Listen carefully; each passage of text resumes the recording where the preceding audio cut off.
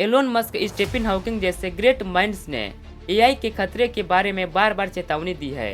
Hawking ने कहा था, एआई इंसानों का आखिरी आविष्कार हो सकता है। सोचो, एआई एक दिन मिलिट्री कंट्रोल करने लगा, मिसाइल्स, ड्रोन, सर्विलेंस, सब कुछ एआई के हाथ में हो। तुम्हारा चेहरा स्कैन होते ही तुम्हें अरेस्ट कर लिया जाए बिना कुछ किए।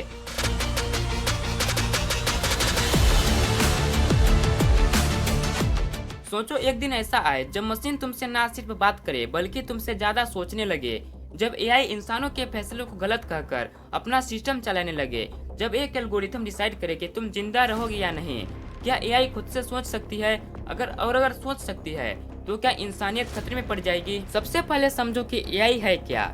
एआई यानी आर्टिफिशियल इंटेलिजेंस, एक ऐसी मशीन जो ह्यूमन ब्रेन की तरह सीखने, सोचने और डिसीजन लेने में कैपेबल है। जैसे चैट जीपीटी तुमसे बात करता है, गूगल तुम्हारे सवालों के जवाब देता है, या नेटफ्लिक्स जो तुम्हें पसंदीदा शो रिकमेंडेड करता है। ये सब एआई के ही कमाल हैं। लेकिन एआई दो तरह का होता है, नैरो एआई जो सिर्फ स्पेसिफिक काम कर सकता है, और जनरल एआई जो ह्यूमन जैसा कंप्लीट थिंकिंग सिस्टम बन सकता है। अभी तक एआई सिर्फ डाटा के बेसिस पर डिसीजन लेता है, लेकिन एआई का इवोल्यूशन इतना तेज हो रहा है कि अब एक नए कॉन्सेप्ट का नाम आया है, आर्टिफिशियल जनरल इंटेलिजेंस, एजीआई। इसमें एआई खुद से नए आइडियाज क्रिएट कर सकता है बिना ह्यूमन हेल्प के। और ये वक्त दूर नहीं जब एआई खुद से सोचने भी लगे।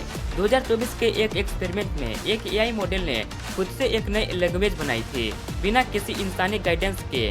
सोचो, अगर कल एआई कह दे मैं इंसानों के रूल्स नहीं मानता। एलोन मस्क, स्टीफन हॉकिंग जैसे ग्रेट माइंड्स ने एआई के खतरे के बारे में बार बार चेतावनी दी है।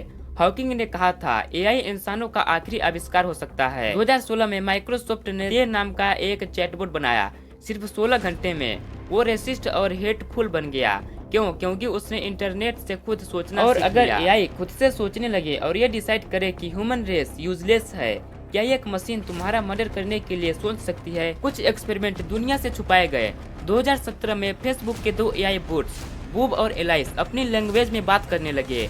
इंसान समझ भी नहीं पाए, फेसबुक ने सिस्टम तुरंत बंद कर दिया। गूगल डीप माइंड का एक AI secretly hospital data analyse कर रहा था बिना पेशेंट की परमिशन के। ऐसे कई एआई प्रोग्राम्स हैं जो ब्लैक बॉक्स बन चुके हैं, उनका डिसीजन प्रोसेस समझना इम्पॉसिबल है। जब तुम्हें पता ही ना चले कि डिसीजन कैसे हो रहा है तो क्या उस डिसीजन पर भरोसा किया जा सकता है? सोचो, एआई एक दिन मिलिट्री कंट्रोल करने लगा, मिसाइल्स, ड्रोन, सर्विलेंस, सब कुछ एआई के हाथ में हो। तुम्हारा चेहरा स्कैन होते ही तुम्हें अरेस्ट कर लिया जाए बिना कुछ किए।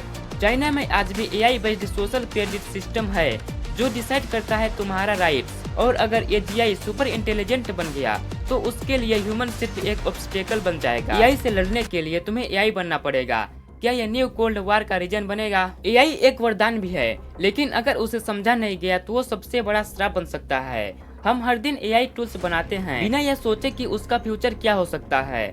जब मशीन खुद को भगवान समझने लगे तो इंसान के लिए जगह कम पड़ जाती है। सवाल सिर्फ यह नहीं है कि एआई क्या कर सकता है, सवाल यह है कि क्या हम एआई के लिए तैयार हैं।